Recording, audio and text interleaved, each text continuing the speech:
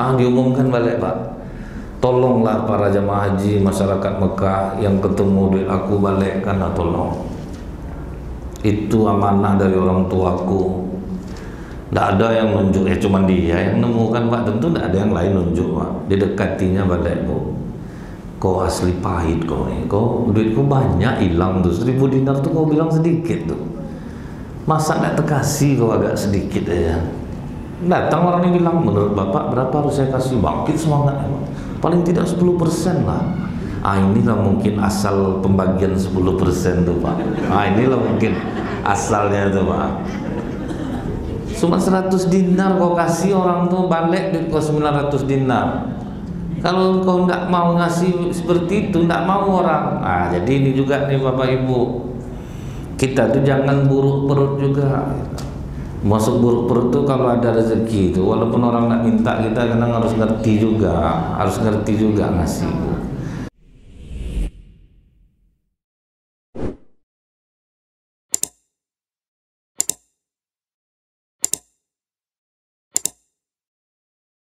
Benar kata Rasulullah itu Bu ya, bahwa orang yang berpuasa itu punya 2 kegembiraan. Kegembiraan ketika berbuka, kegembiraan ketika bertemu dengan Allah. Karena apa Pak? Ketika kita berpuasa itu kita menjadi orang yang sangat jujur. Walaupun kalau kita ke belakang sebentar minum, kita siang dulu, tidak akan ada yang tahu Pak.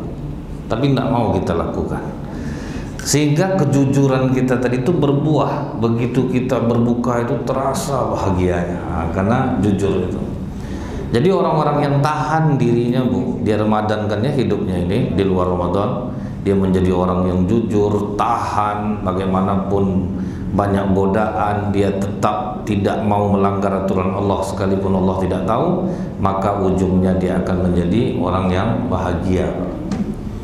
Sahabat Rasulullah yang agak lama meninggalnya Bu, salah satunya namanya Abu Ghiyad Al-Makki. Abu Ghiyad Al-Makki ini umur sudah 80 tahun, hidup miskin di Madinah tuh Pak. Yang di rumahnya tuh tinggal 9 orang Bu, anak 4 orang, mertuanya pun masih hidup pula, dia udah tua pula Pak. Pencariannya itu Bu, mengembala kambing orang, enggak pula kambing dia. Jadi susah hidupnya. Tetapi ibadah tidak pernah tinggal, ibadah tidak pernah kendur, walaupun hidup susah dikasih oleh Allah. Dari sini kita tahu bahwa ternyata sahabat Rasulullah itu bukan gara-gara sholat kaya raya mereka, enggak juga, susah juga itu. Dapatlah dia uang Bu, dan uang ini tidak sedikit jumlahnya Pak. Ditimbunnya lah di belakang rumahnya, uang itu jumlahnya mencapai 1000 dinar Pak. Itu ditimbun di belakang rumahnya sambil dia ingin mencari tahu siapa pemilik uang ini. Tapi di sisi lain Bu, kebutuhan sangat menghantui, karena udah tua, belum ada rumah yang layak, belum ada usaha, bahkan masih kerja sama orang.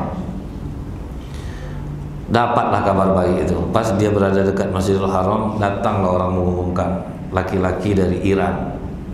Wahai para jamaah haji, wahai penduduk Mekah, saya kehilangan uang 1000 dinar. Saya mohon yang menemukannya untuk mengembalikannya ke saya, dan saya berjanji siapa yang menemukannya setiap waktu sholat, selesai sholat akan saya doakan dia. Kecewa Abu Ghiyad Al-Makki ini Pak, sebanyak itu duitnya hilang, doa Pak dikasihnya. Itu ujiannya Pak. Disangkanya kalau orang sebanyak itu paling tidak dapat lah agak sedikit itu Pak, rupanya enggak. Diulang-ulangnya mengumumkan Bu, didekatilah dia oleh Abu Ghiyad Al-Makki.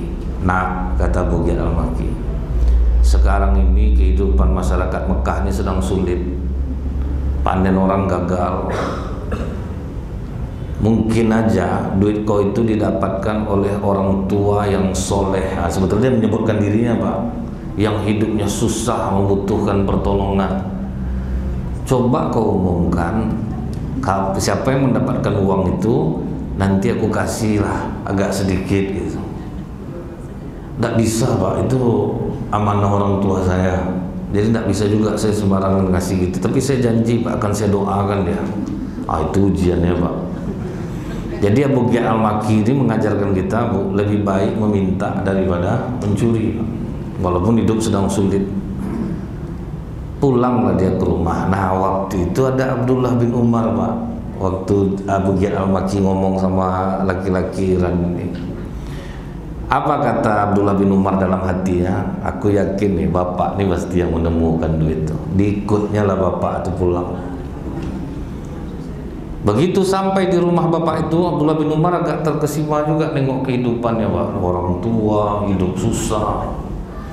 Karena tidak ada suara deru kendaraan, walaupun dari jauh terdengar oleh Abdullah bin Umar pembicaraan Abu Ghiyad Al-Makki sama istrinya yang bernama Lubabah.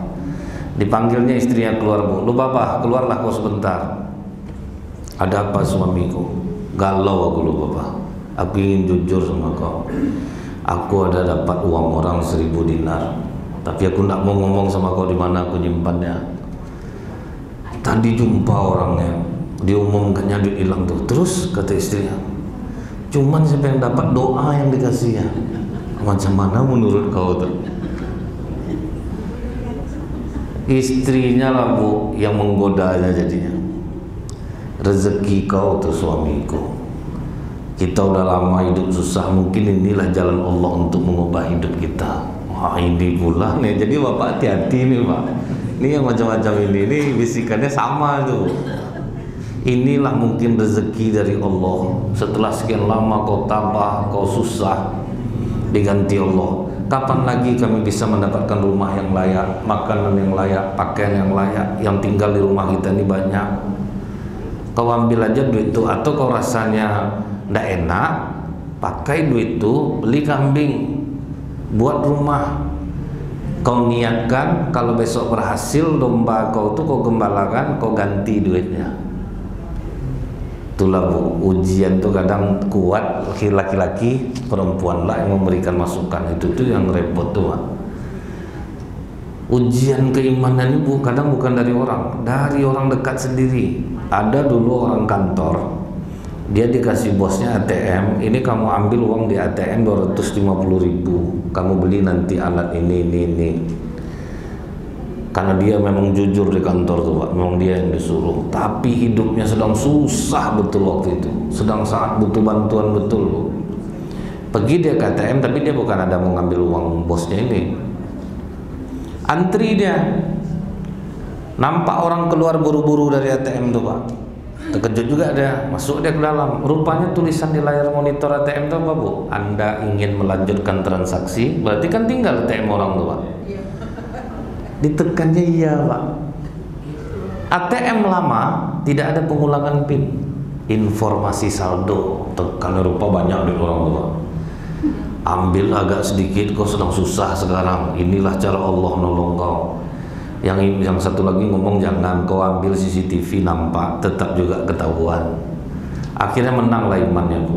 Dikeluarkannya ATM orang itu, diambilnya ATM kantornya, ATM orang itu dikasihnya ke petugas bank.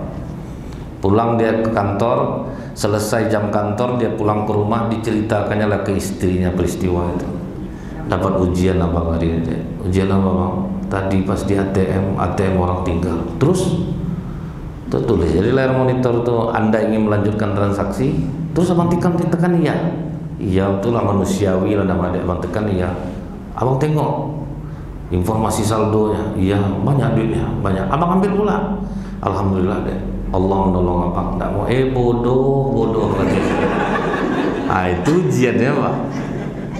Jujur nggak tentu arah lah, abang mah banyak orang jahat di Indonesia ini, Bang, tapi nggak macam abang nih bodoh. Itulah ujiannya tuh. Jadi jangan dikira ujian itu datang dari luar, banyak, Pak. Dari dalam itulah, Bu. Abu Ghiyad Al-Makki, apa jawabannya ke istrinya, Pak? Lubabah, 80 tahun umur aku, belum pernah aku mencuri uang orang agak sedikit pun. Belum pernah aku mengkhianati orang. Tapi kau tahu enggak nikmat dari Allah untuk aku? Udah 80 umur aku, tenaga aku sama macam anak muda. Itu yang aku syukuri, Lubabah. Jadi itu, Bu, setiap nikmat yang tidak ada pada diri kita, Pak, Allah pasti ganti dengan nikmat yang lain. Tapi kita tidak menyadari itu, Pak. Kita sibuk dengan nikmat yang dimiliki orang. Nah, itu yang kena kita, Bu. Saya lihat, saya punya kawan susah, Bu. Pencariannya jual kacang, untuk payah hidupnya, Pak. Tapi apa dikasih Allah nikmatnya, Bu? Anaknya beasiswa semua, Pak. Ah, itu pula nikmatnya, Bu. Ada lagi orang yang kaya dalam pandangan kita, anaknya, Bu, omega 3, DHA, susu, vitamin, udah lisui, bodoh lagi, Pak. Nah, jadi nggak bisa itu kita. Jadi kita ini semua udah dikasih Allah nikmat yang tidak dimiliki oleh orang lain. Contoh nih, Bu, ya, yang nyata yang di depan mata saya tuh, di Mall Pekanbaru tuh kan banyak orang jual berlian tuh, Pak. Karyawannya gagah-gagah semua, Bu. Datang sales cerita di masjid, enak jadi karyawan toko berlian ya Ustaz ya, teduh, dingin, awak bergaya, nggak panas-panas. Kami panas-panas di luar, merayu orang, kadang nggak ada dapat, kita ada target lagi. Asarnya orang toko emas itu cerita, enak jadi sales nih Ustaz ya, bebas jalan, kami dari pagi sampai malam di toko aja Ustaz, sampai nak jumpa sama anak, awak tidur, anak pergi sekolah, sama masyarakat tak pernah bergabung. Dari situlah saya tahu, yang toko emas bilang sales enak, Pak.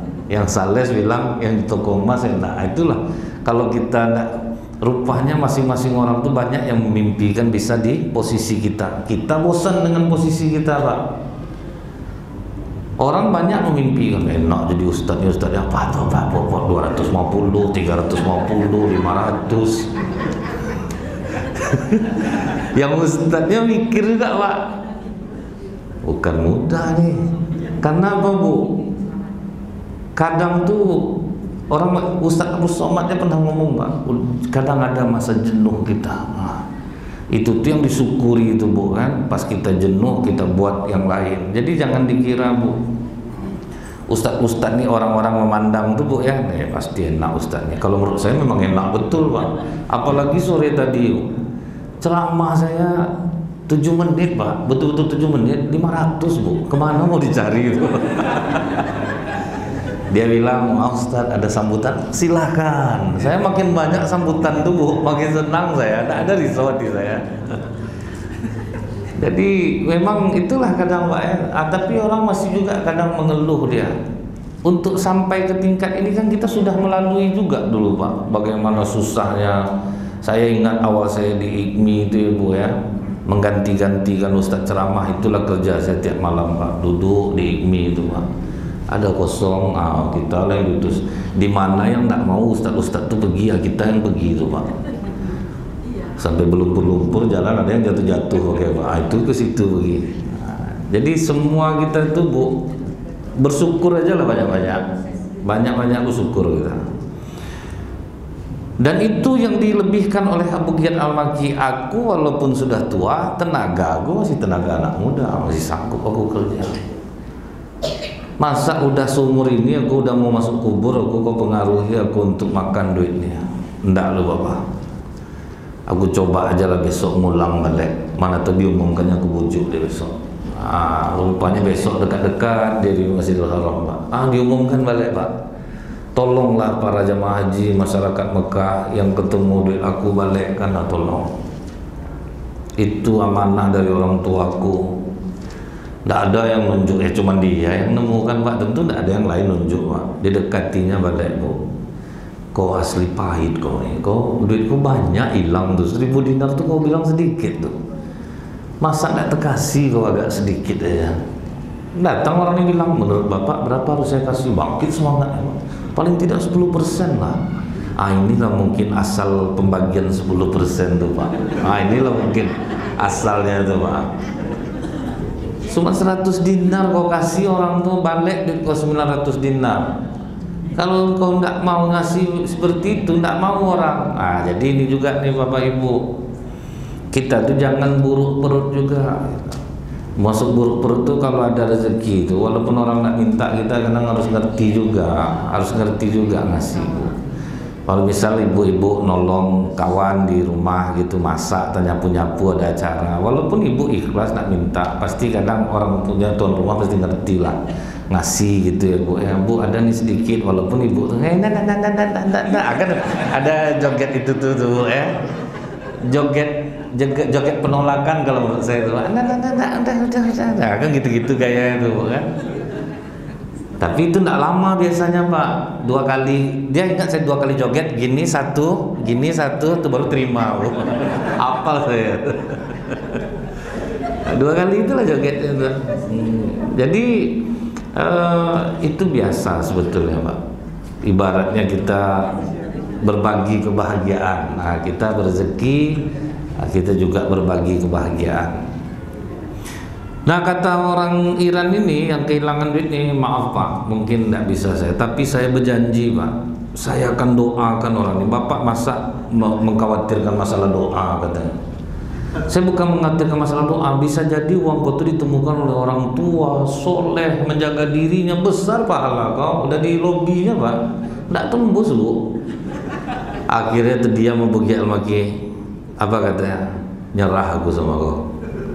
Aku yang menemukan uang kau, ayolah ke rumah aku. Nah, dibawalah ke rumah Pak. Itu di Abdullah bin Umar ngikut. Sampai di rumah dia terkejut orang Iran ibu. Ini rumah Bapak? Iya. Berapa orang tinggal di sini? 9 sama saya. Mertua juga masih hidup. Di sini juga tinggal anak saya 4 orang. Terus masuk dia kan kaget ya Pak. Macam kandang kambing lah rumah itu. Tunggu kau di sini sebentar. Digalinya lah belakang rumahnya. Diambilnya lah duit itu. Ini duit kau. Dan ingat janji kau, tolong doakan aku kepada Allah, minta ampunkan dosaku sama Allah, karena telah mendiamkan uangmu yang sebenarnya aku yang menemukannya. Apa kata orang ini? Aku makanya tidak mau ngasih itu Pak. Bapak aku meninggalkan uang 3.000 dinar. Dia pesan untuk aku 2.000 dinar ini pegang sama kau, yang 1.000 dinar itu kau carilah orang yang tepat untuk menerimanya. Setelah menengok keadaan bapak ini, rupanya memang bapak yang pantas untuk menerima 1.000. Baru ramah balik Bu. Tadi udah tidak enak lagi Pak. Tapi memang iya Bu, kalau kita dikasih duit itu sedang marah tuh turun langsung Pak. Itu memang tidak bisa dipungkiri Bu. Ada istri dari jam 4 sore diteleponnya suaminya di kantor, tidak ngangkat, di WA-nya tidak balas, di video call di reject sama suaminya Bu. Ngamuk deh Bu. Jam 2 malam pulang suaminya, kurang ajar kau ya, aku tidak mau manggil kau abang lagi dong, kau tidak menghargai aku manggil kau aja. Aku telepon tidak kau angkat, aku WA tidak kau balas, aku video call kau reject. Suami macam apa kau? Tidak juga berubah kelakuan kau. Dibuka suami dompet Pak. Tak, maaf abang dek, tadi ada bos di kantor lagi kerja, ini ada rezeki untuk adek. Cemas adek bang. Abang kasih kabar lah, telepon bisa berubah Bu. Nah itulah dasarnya itu Pak. Jadi memang itu tidak bisa dipungkiri itu Bu. Jadi memang kita tuh memang uang itu Bu ya, kalau dibawa baik-baik dia. Tapi memang untuk mengendalikan orang marah sama ndak, hadiah lah Pak. Memang itu paling dasar dari zaman dulu, itulah cara Pak, menutup kekecewaan orang, itulah caranya. Jadi kita bertahanlah jadi orang jujur dalam keadaan apapun, seperti macam bulan Ramadan ini Pak, jujur kita enak betul berbuka itu rasanya. Itu Pak. Tapi kalau orang-orang yang nipu-nipu misalnya gitu Bu ya, tidak akan ada nikmatnya. Lebaran pun Pak, walaupun dia yang paling sibuk, kan belanja itu orang tidak puasa Pak, paling sibuk tuh Bu. Sudah dia belanja duduk, dia dekat kedai-kedai Ramayana tuh Pak, makan semuanya. Terus saya bilang, ditanya sama anak saya, banyak orang-orang tidak puasa, kan ada 2 orang yang tidak bisa puasa tuh nak. Orang gila satu, anak kecil satu. Enggak apa berkumis, berarti orang gila tuh. Dia kan 2 itu cuma Pak, anak-anak, orang gila atau orang sakit gitu kan. Tengok badannya sehat, bisa jadi dia gila. Nah, jadi anak saya masa nggak gila Pak? Nah, itu kata Rasulullah, kita tidak bolehlah buruk sangka Pak. Kalau itu menggila bapak itu kan kita tidak tahu kan. Nah jadi sementara orang-orang yang rajin puasa itu Pak, rata-rata tuh ke mallnya tuh siang sampai sore Pak. Yang puasa tuh siang sampai sore, dia sambil nunggu ngabuburit. Tapi kalau udah apa Bu ya, yang datangnya dari siang itu udah bersemangat, itu nampak tuh Pak. Ini lain tenaga nampak keliling Pak. Orang yang puasa dari loyo semua Bu, dia ada tenaga tuh. lupa banyak makannya. Nah, jadi mudah-mudahan Bapak Ibu kita keluar di Ramadan ini menjadi hamba-hamba Allah yang jujur, tetap seperti meramadankan hidup kita insyaallah. Subhanakallahumma bihamdika asyhadu an la ilaha illa anta astaghfiruka wa atubu ilaik. Assalamualaikum warahmatullahi wabarakatuh.